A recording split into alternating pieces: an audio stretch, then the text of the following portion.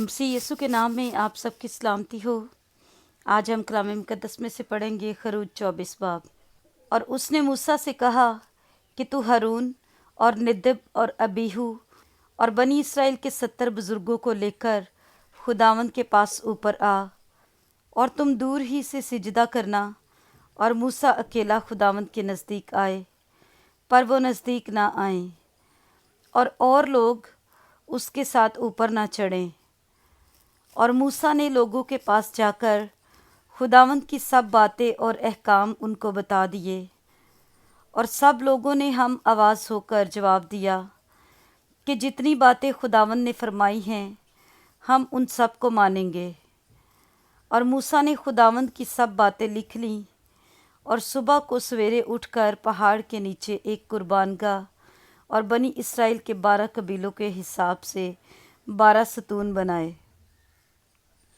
और उसने बनी इसराइल के जवानों को भेजा जिन्होंने सोख्तनी कुर्बानियाँ चढ़ाईं और बैलों को ज़बह करके सलामती के ज़बीये खुदावंद के लिए गुजराने। और मूसा ने आधा खून लेकर बासनों में रखा और आधा कुर्बानगाह पर छिड़क दिया। फिर उसने अहदनामा लिया और लोगों को पढ़कर सुनाया। उन्होंने कहा कि जो कुछ खुदावंद ने फरमाया है उस सब को हम करेंगे और ताबिया रहेंगे।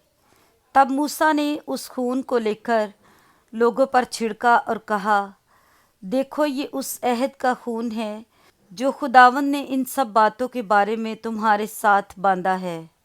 तब मूसा और हारून और नदब और अबीहू और बनी इसराइल के 70 बुजुर्ग ऊपर गए, और उन्होंने इसराइल के खुदा को देखा।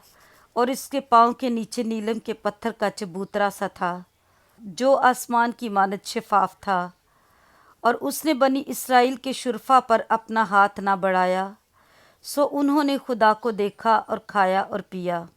और खुदावंद ने मूसा से कहा कि पहाड़ पर मेरे पास आ और वहीं ठहरा रह, और मैं तुझे पत्थर की लोहें और शरीयत और अहकाम जो मैंने लिखे हैं दूंगा, ताकि तू उनको सिखाए। और मूसा और उसका खादम यशवा उठे, और मूसा खुदा के पहाड़ के ऊपर गया और बुजुर्गों से कह गया कि जब तक हम लौट कर तुम्हारे पास न आ जाएं, तुम हमारे लिए यहीं ठहरे रहो। और देखो हारून और हूर तुम्हारे साथ हैं। जिस किसी का कोई मुकदमा हो वो उनके पास जाए। तब मूसा पहाड़ के ऊपर गया, और पहाड़ पर घटा छा गई, और खुदावंद का जलाल कोहे सीना पर आकर ठहरा। और 6 दिन तक घटा उस पर छाई रही। और 7वें दिन उसने घटा में से मूसा को बुलाया। और बनी इसराइल की निगाह में पहाड़ की चोटी पर खुदावंद के जलाल का मंजर भस्म करने वाली आग की मानित था। और मूसा घटा के बीच में होकर पहाड़ पर चढ़ गया, और वो पहाड़ पर 40 दिन और 40 रात रहा।